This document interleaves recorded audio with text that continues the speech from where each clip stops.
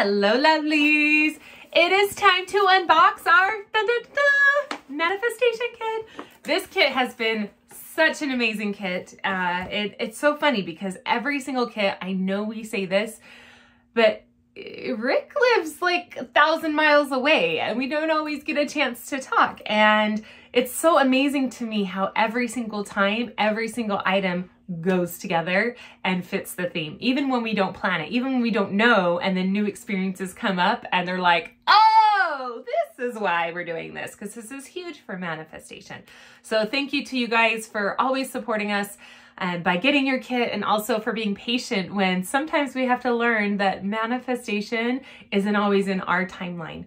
And that was my big lesson that I got with this kit, because we were done early, we planned it early, we ordered everything way earlier than we usually do.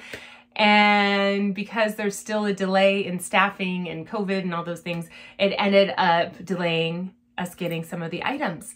And every time we went to like, well, maybe we should settle. Maybe we should choose something different. Spirit was like, nope, you're going to get something better. And it did turn out way better than what either of us, I think, expected. So thank you for your patience. And let's dive into what's inside the kit. So the very first thing in the kit that pops out is your crystal grid. So if this is your first kit, then congratulations. The crystal grid is designed to hold an intention of manifestation for us. And so I love being able to paint these. This one, it was really funny because this came to me, I drew it inside of a book I was reading on a bumpy plane on the way to Hawaii. It was like, this is the next kit and this is what it looks like. And it's like, oh, we're doing snakes apparently. And then throughout my adventure, when I went to the island, it was a lot of having to do with snakes and duality and that wholeness of alignment. So we've been wanting to do a chakra only kit for a while, and it ended up being kind of a blend of the last kit and this kit. And so I absolutely love it because it's not all about tuning into every single chakra, but having a purpose and a meaning behind it.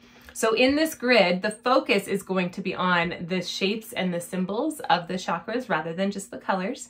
And so you'll see that in our crystal grid video. So make sure you watch that for how to place everything and some more meaning behind it. But it was definitely wonderful to do. So thank you for supporting it. Okay, so next in our kit, we have the 7 chakra incense. Comes in a package like this. And this one is powerful because as you go through doing work in different centers of your body, you can have the chance to burn the incense that connects with you.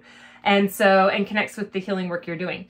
If you want to know which chakra to do, here's a little cheat. Like I could go through and show you each one, but if you look at the little symbol on here, the symbol on the order is the order of the chakra. So this one with the, well, that's kind of the crown symbol that usually you'll see in a lot of yoga and Reiki. So that crown symbol is the top symbol. So if you look at the symbol, because I know the colors aren't what normally we do. I mean, all of them are pretty close, except there's no purple. And that's actually going to be this one right here is your third eye.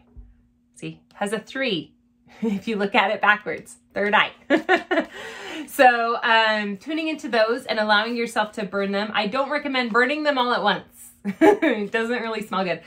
When I first opened these up, I was like, ugh, I don't like the way this smells. So if you don't like the smell, breathe easy, knowing they don't they don't smell when you're burning them the way they smell right now. I think it's the matter of all of them together was too much. I messaged Rick and I was like, ugh, yuck, it smells like cleaner. And then I opened some up and started burning them and oh, it smelled so amazing. So don't throw them away if you smell them like this. That's not how they smell. That's not a good indicator. So, and most incense is that way. If you smell it in the packaging, it doesn't smell the same when you're burning. That's the idea of incense, is the magic is when you burn it and you set that intention and set it free. And so with these, it's really important that you tune into what your need is while you're burning it. So for example, if I am needing more connection to the divine, I'm going to go with my crown chakra, and that's what I'm going to burn. If I'm wanting more intuition and information, and let's say I'm trying to open up that third eye, I'm trying to enhance my gifts, I'm going to burn this one. If I am wanting to speak up and maybe there's something that I need to say that I haven't had the courage to, or maybe you're a singer, or maybe you're writing a lot and journaling. This one is going to be that throat chakra. So something to support the throat, or even if you have a sore throat, or if you've been kind of scratchy and itchy, or your allergies are going, do the throat one. Heart one, if you're struggling with heartache lately or finding your heart purpose, especially when we get to manifestations like, I want to find the love of my life. Well, how about I want to be happy and whole as myself, and then I'm ready to find the love of my life. You can burn them both for that. So, and then you have your creation is the yellow. So if you're sitting down to paint or write or do something creative, get those juices flowing. Then we have our nurturing. So this is your belly. This one's going to help if you've been having some stomach struggles, or if you have a hard time receiving and giving to yourself. Yeah, self-care. This is the one to burn. And then you have the red one, which is going to support that hip area all the way down your legs into the root. And this is going to be your root chakra. So that's when, if you're feeling like you need some grounding, you're feeling unstable, or if you have some feminine hormone things going on, that will help. And of course, your black incense burner. And black's nice because it's not the absence of color. Remember, it's all of the colors. So, and I love it because it's also wood, so it's grounding. You'll notice there's a lot of wood in this kit. And that's on purpose because we love it. I also, speaking of wood, the next thing in your kit is going to be your snake earrings. Oh, that was just a fuzzy. So I love these earrings. Oh, the snake and the serpent, you'll notice it's throughout this kit, and it's interesting because some people really hate snakes. I really, there, that way, there. Ooh. I love these. These were made by a company called Shine Bright His Love, and it's a dear friend of mine that's local, and she custom did these just for our kit. I said I wanted snakes, and she had these snakes that were like in attack position. I was like, ooh, wrong snake energy.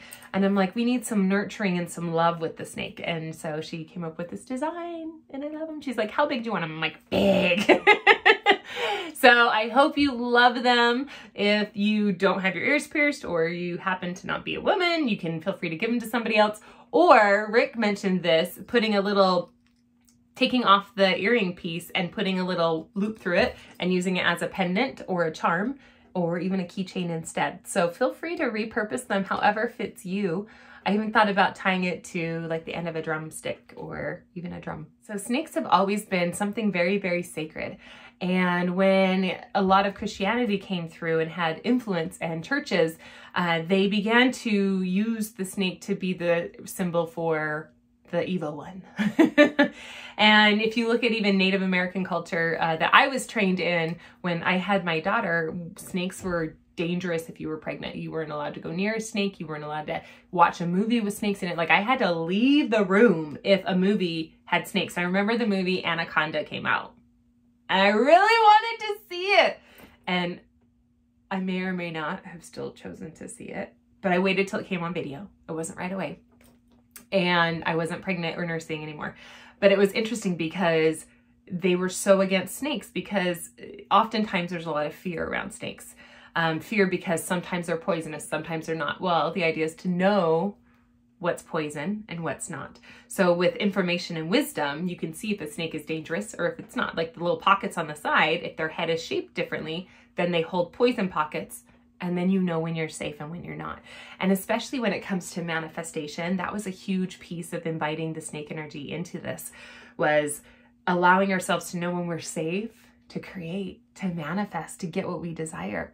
I mentioned briefly, in that heart chakra, healing ourselves before we call in love into our lives. And that's part of it, is allowing ourselves to purge what no longer serves, but then also to know when we're safe, to know when it is done, to know when we've learned the lesson, rather than holding ourselves accountable and self-punishing and not allowing ourselves to get what we want because of that one time when it didn't work out, or even because of all the times that it didn't work out. And so allowing ourselves to pull in that energy of, I get to have what I desire, and it's okay. And I have learned how to recognize the signs of when something's not okay, when something's not safe, when something is toxic, when I do need to run. So I'm not blindly trusting and pulling in and giving all of this stuff. I'm allowing myself to say, you know what? Yes, that was really painful, that lesson back there, but that was discernment. That was knowing when it's safe and when it's not, when to follow my gut and when I'm following other people's influences. And we'll get into that more in one of the other videos. But understanding that that snake energy is the ability to know what's clear and what's not clear.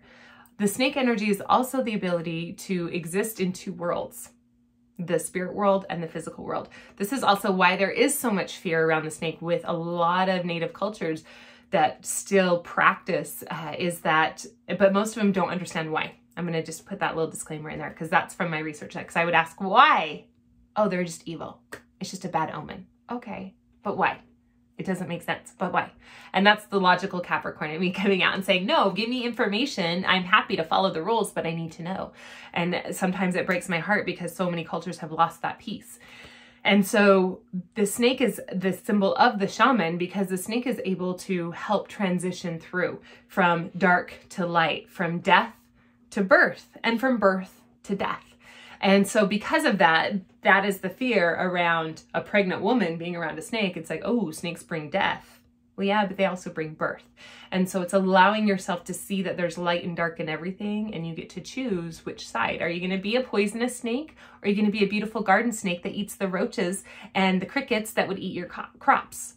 I'm just saying, like, if I see a snake in my yard, I'm like, oh, thank you for eating the really big bugs that really creep me out. Thank you, thank you, thank you, thank you. Oh, you're a bigger snake? Thank you for eating the mice that would leave turds everywhere and eat things that they shouldn't eat and nest in places they shouldn't nest. Thank you, thank you, thank you, thank you. And so, I mean, I love all animals, but there's also the wonderful balance of having them get to live and them get to eat the things that live and me get to experience a wonderful area where I get to run barefoot. Okay, Hollie's tangents, I know. So yes, lots of power in the snake medicine, and there's a lot that's misunderstood. So thank you for those who heard the call to choose and get this kit.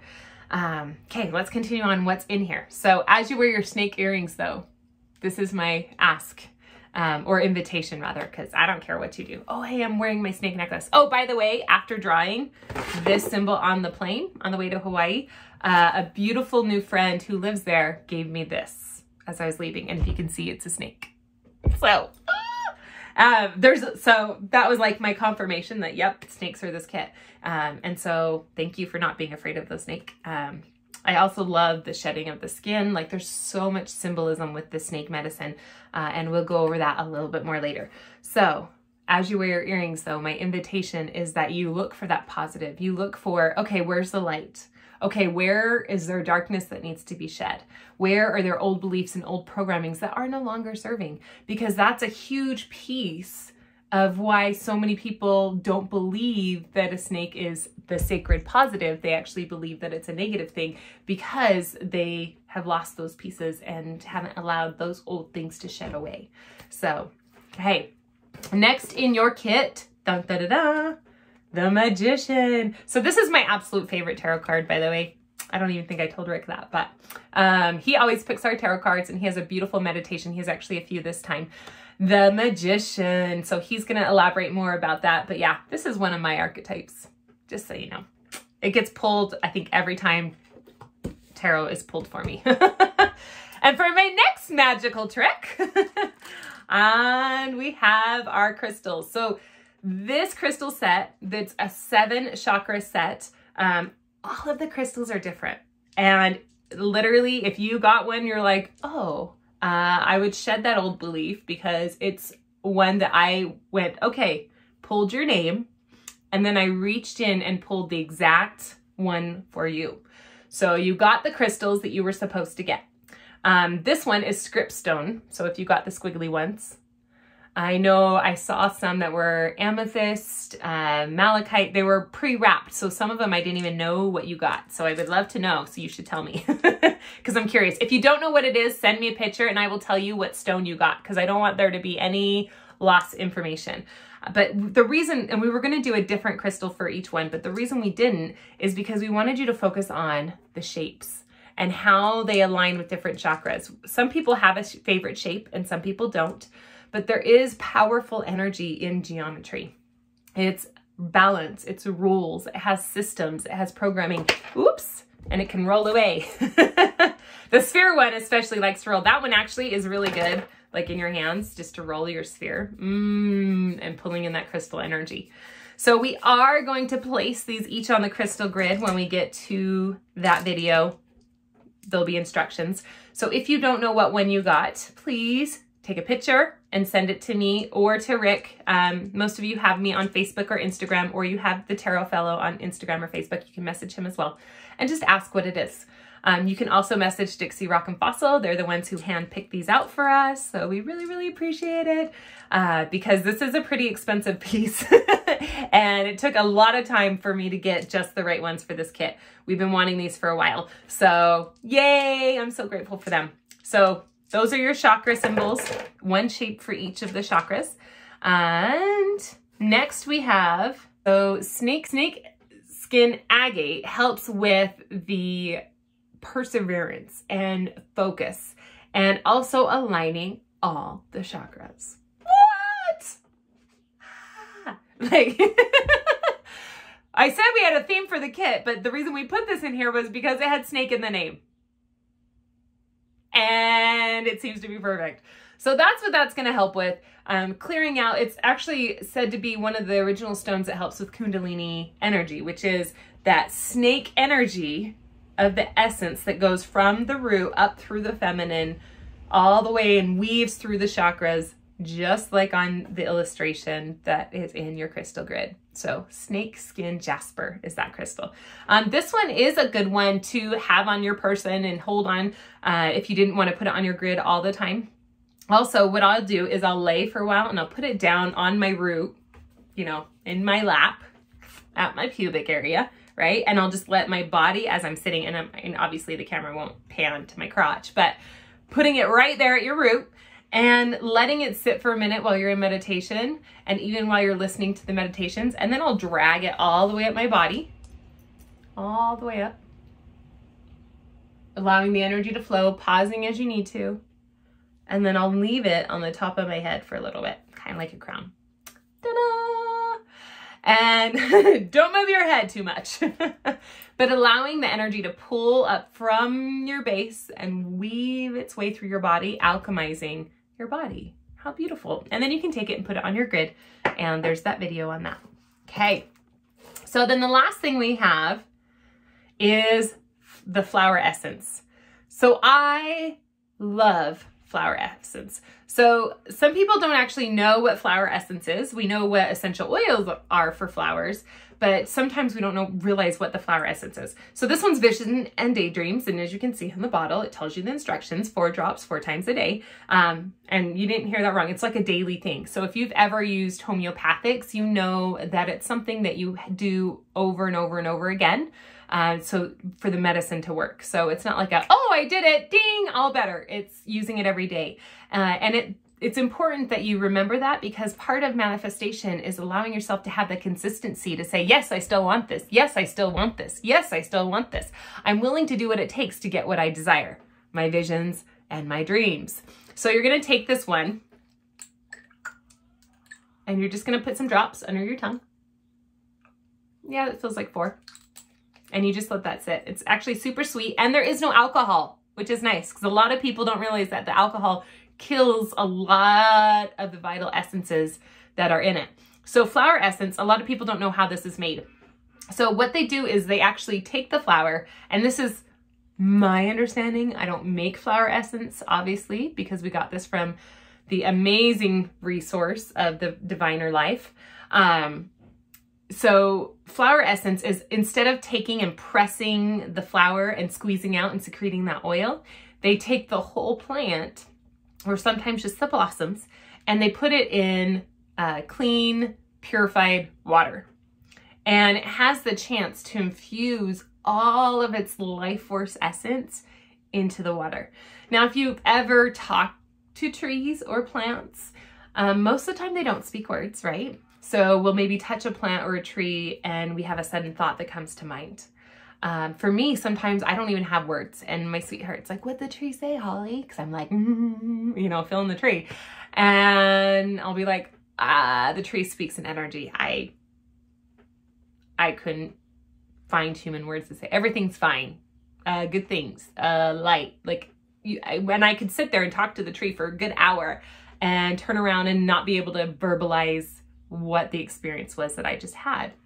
So flower essence is the language of the trees, the language of the plants that's moving into your body. So it realigns those cells. It tells those cells, hey, by the way, here's a higher vibration way of thinking and being and understanding. Let me share my understandings with you and let your body receive them.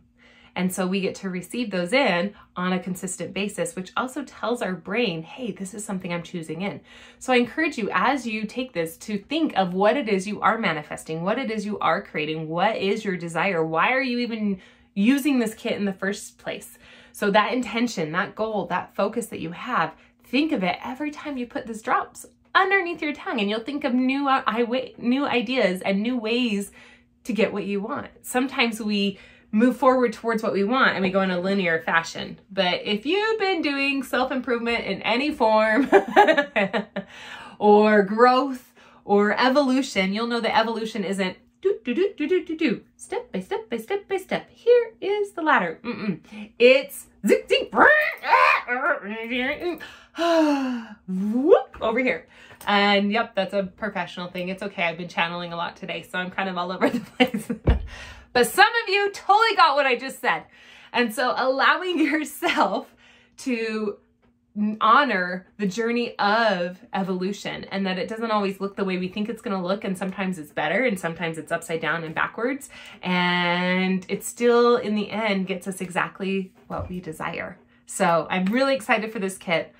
I will see you in the next videos. Love you guys. Mwah.